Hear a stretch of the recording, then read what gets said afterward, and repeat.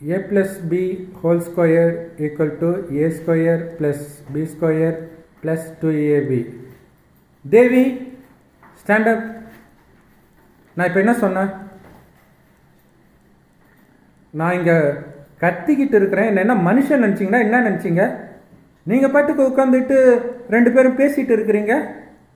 அவன் பேசுனா பேசக்கூடாதுன்னு சொல்ல வேண்டியது தானே? ஏன் இப்படி பண்ணிட்டு இருக்கிற?